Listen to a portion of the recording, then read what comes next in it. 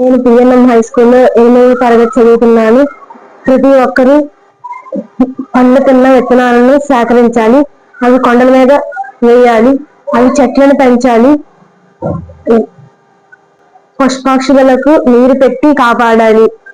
నేను PNM high స్కూల్లో చదువుతున్నాను. నేను 8వ తరగతి చదువుతున్నాను. ఈరోజు గ్రీన్ క్లైమాటిక్ వాళ్ళందరూ మా దగ్గరకు వచ్చి చాలా విషయాలు చెప్పారు.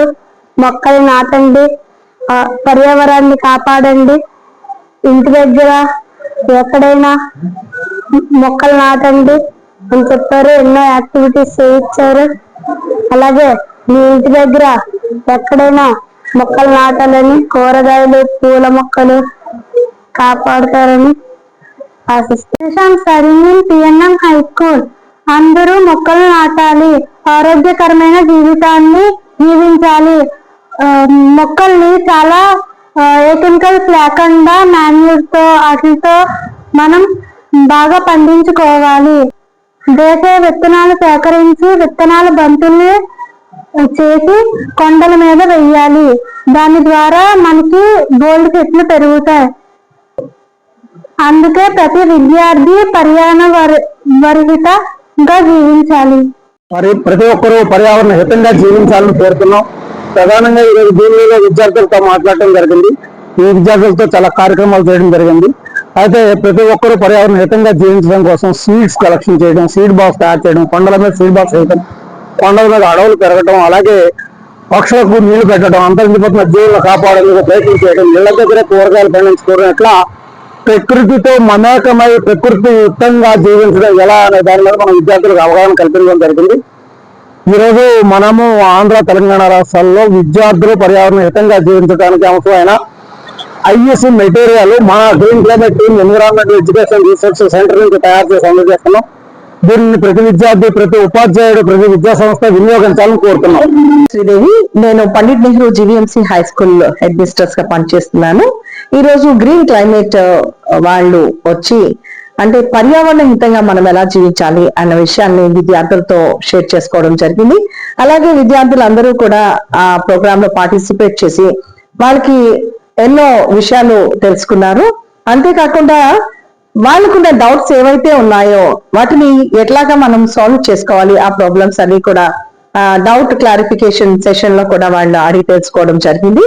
అంతేకాకుండా అంటే మన పూర్వకాలంలో ఏవైతే విత్తనాలు సేకరించి వాటిని ఎలా అయితే పండిస్తున్నారో అలాంటి విత్తనాలని సేకరణ ఏ విధంగా మొదలు పెట్టాలి, అవి ఎక్కడ దొరుకుతాయి అన్న విషయాన్ని తెలుసుకుని వాళ్ళ ప్రదేశాల్లో కూడా వేయడానికి వాళ్ళందరూ కూడా తెలియచేయడం జరిగింది. ప్రదేశాల్లో వేస్తామని చెప్పడం జరిగింది. అంతేకాకుండా నియర్ బై ఉన్న సత్యనారాయణ స్వామి కొండ కావచ్చు, ఆ కొండ ప్రాంతంలో చాలా వరకు ఖాళీగా ఉంది. ఆ కొండ ప్రాంతాన్ని కవర్ చేయడానికి విత్తన బంతుల ద్వారా ఏ విధంగా మనము ఆ కొండని మొక్కలు వచ్చే విధంగా చేయొచ్చు అన్న విషయాన్ని తెలుసుకుని దాన్ని చేయడానికి పిల్లలందరూ కూడా అంగీకరించడం జరిగింది. అంతేకాకుండా వాళ్ళ చుట్టుపక్కల ఉన్న పక్షులకు కావచ్చు లేదా మిగతా మూగ జీవాల్ని ఏ విధంగా రక్షించాలి అన్న విషయాన్ని, ఎస్పెషల్లీ ముందు రాబోయే సమ్మర్ లో వాటికి ఎలాంటి ఆహారం అందించాలి, వాళ్ళకి నీళ్లు కానీ గింజలు కానీ వేసి వాళ్ళ ప్రాంతాల్లో వాటిని డెవలప్ చేయడానికి వాళ్ళు ప్రామిస్ చేయడం జరిగింది విద్యార్థులందరూ కూడా. అంతేకాకుండా అంటే మన ప్రాంతాల్లో మొక్కలు అంతరించిపోతున్న మొక్కలని కెమికల్ ఫ్రీగా మనం ఏ విధంగా పెంచుకోవచ్చు అన్న విషయాన్ని కూడా, రసాయన ఎరువులు వాడకుండా నాణ్యమైన ఎరువుల్ని ఉపయోగించి ఏ విధంగా మొక్కల్ని, కిచెన్ గార్డెన్స్ ని కానీ మిద్దె తోటల్ని ఏ విధంగా పెంచుకోవాలన్న విషయాన్ని కూడా అడిగి తెలుసుకున్నారు. చాలా చక్కగా చాలా విషయాల్ని గ్రీన్ క్లైమేట్ రత్నం గారు కావచ్చు, వాళ్ళ టీం కావచ్చు చాలా చక్కగా విద్యార్థులందరికీ వివరించారు. ఇదే కాదు, లాస్ట్ టైం కూడా ఇనిషియల్ గా పిల్లలందరూ కూడా మట్టి వినాయకుడిని తయారు చేయడంలో నైపుణ్యం పొంది ప్రతి ఇయర్ కూడా వాళ్ళు మట్టి వినాయకుడిని పూజిస్తూ ఉన్నారు. అంతేకాకుండా ఏ మొక్కలైతే మనం వినాయక చవితిలో మన పత్రుల్ని ఉపయోగిస్తామో ఆ పత్రులన్నీ కూడా వాళ్ళే సేకరించి వినాయక చవితిని ఘనంగా నిర్వహించుకోవడం జరుగుతుంది.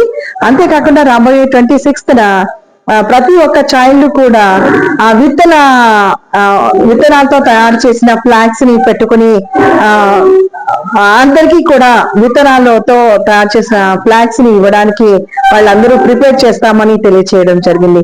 అంటే రిపబ్లిక్ డే సందర్భంగా కూడా పిల్లలందరూ కూడా విత్తనాలతో తయారు చేసిన ఫ్లాగ్స్ నే ఉపయోగిస్తామని తెలియచేయడం అన్నది జరిగింది. Thank you.